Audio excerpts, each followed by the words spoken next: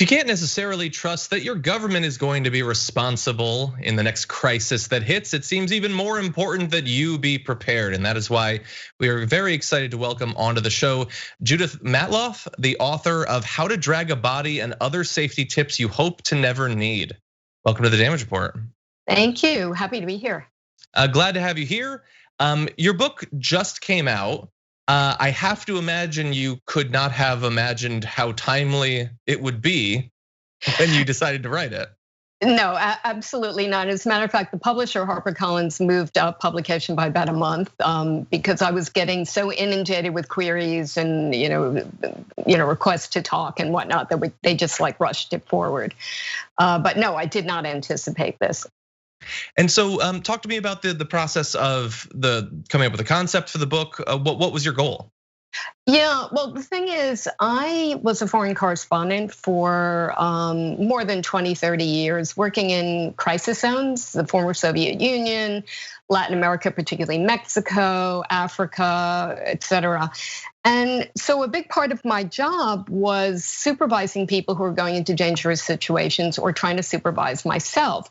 Now, when I started reporting 40 years ago, we had no safety protocols. So the first time I covered a conflict, I didn't even know that you're not supposed to run towards gunfire, and I didn't know anything about where you hide, or I mean, like stuff which should be common sense, but it actually isn't the first time you face it. And while I was doing all this and I was getting death threats and friends were being kidnapped and raped and whatnot, I kept thinking, we really need to do this in a smarter way. And so when I came back to the United States 20 years ago and began teaching at the Columbia Graduate School of Journalism, I began to incorporate safety protocols and safety training into my training. And then what happened, because everybody talked, then I suddenly started getting requests to do training in the Middle East and Africa and again, Latin America with journalists who were working in very dangerous situations. Now, so here I am in New York, and it's, people know what I do. And so my sister, who's a social worker, would be asking me for safety tips for when she goes down to Puerto Rico with her family. And then the plumber down the street is asking me about hurricanes, like what does he do to secure his building? And then a friend whose daughter was going to Jordan on her junior year abroad wanted to know, was it really safe? What precautions should the girl take? And then, as I'm fielding all these queries, I was thinking, why don't I just put it in a book, and let more people find out about this? That's how it happened. Exactly, and as we pointed out, certainly seems timely. But one of the things that we found most interesting about the book was that your definition of crisis isn't just necessarily the thing that leaps to mind. You're in an earthquake, a volcano has just gone off. That you define it a little bit more broadly, and you prepare people for crises beyond just the most obvious sort. Right, one of them would be a pandemic, obviously, which is definitely in everybody's book a crisis, but it's also preparing people to travel safely and to take precautions, to think about what might happen when you are traveling. Definitely, I'm very, very concerned about digital safety and protecting oneself against doxing, against cyber harassment that goes beyond just what a kid would go through cyberbullying, but really, really serious stuff that can damage your reputation and even endanger you. And another thing, which I'm very, very concerned about is gender safety for people who are targeted because of their gender or their sexual orientation and are in at risk of sexual harassment as well as assault. Exactly, and you can of course have interactions of those things. The online safety can be even more necessary for women who are targeted in a lot of ways more violently and sexually than men. And so that's really one of the things we found most interesting is that you really do want to prepare people for a wide range of crises and make sure that they're taking their personal safety very seriously. There was a Q&A that you did about the book where you listed the 5 most important things that people need to have on hand in case of a number of different disasters that could potentially happen. I know that you probably don't want to give away everything, but could you walk us through a few of those perhaps? Yeah, I mean, I'd be happy to give away everything, but I'd be on your show for about 4 hours. But the essentials are everybody should have a medical kit. And more importantly, everybody should know how to use it. I think everyone, and I have a chapter on this, should know how to do emergency first aid. We should all know how to stop bleeding. Let's say, look at what happened with the Boston Marathon bombing. People's lives were saved because bystanders knew how to staunch bleeding before the first responders could come. So you should have a medical kit that would have burn ointments, that would have tourniquets, that would have splints, that would have basic medications that you would need for at least a month, I would say. And what I have in my medical kit, I always have 3 different types of antibiotics. One would be topical for skin, another one would be respiratory, another one would be for the stomach. And doctors will usually very happily prescribe these for you. We also have Epi Pens in our medical kit. We really have anything that would happen in a disaster. We also have Ziploc bags. If a finger gets cut off when you're cooking, or if you're like sawing a tree or something, you want to put the finger in a Ziploc bag. Little known fact, don't put it on ice, it's not an oyster. So there's that. I did not know that actually. Yeah, well, read the book, there you go. Yeah, it's not do not put a severed finger on ice. And then your medical kit these days should have 2 weeks of supplies of gloves, wipes, and masks. You always want spare masks because you never know if something's gonna happen to the 1 or 2 masks you have.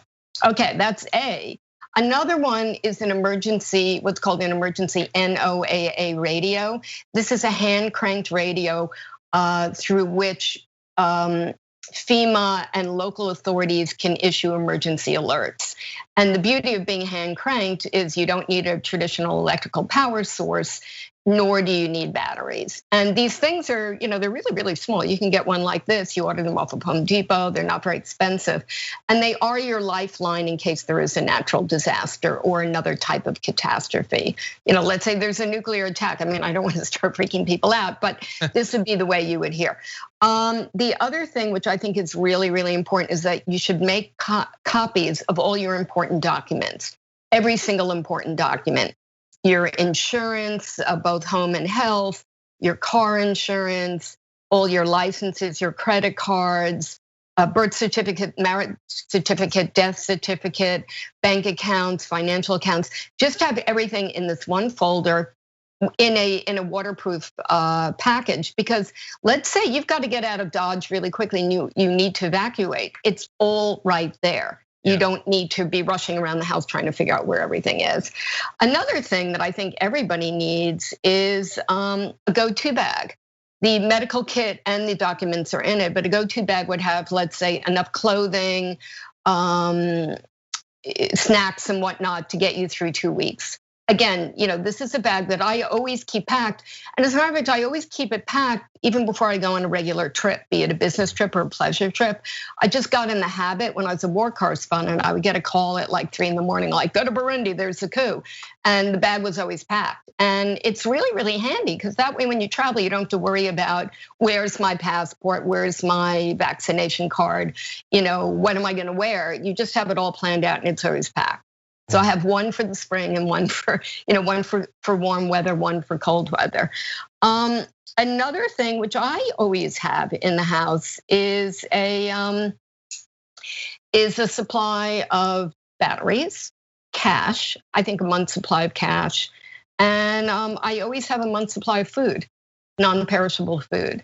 And all these items came so in handy for me and my household when COVID happened, because I live in New York City, which was the epicenter of the pandemic. And what happened was I was in upstate New York at a writer's residency. Our teenage son was in college in California, and my husband was on a business trip in Europe. So when the pandemic hit New York, none of us were actually here. So by the time we all converged back home, the grocery stores were empty of everything that everybody was panic buying, but we didn't need to worry because we already had everything in the basement. Hopefully people will be prepared for those as well. The book is How to Drag a Body and Other Safety Tips You Hope to Never Need, Survival Tricks for Hacking, Hurricanes, and Hazards Life Might Throw at You. Judith Matloff, thank you so much for joining us. We really appreciate the conversation. Thank you very much.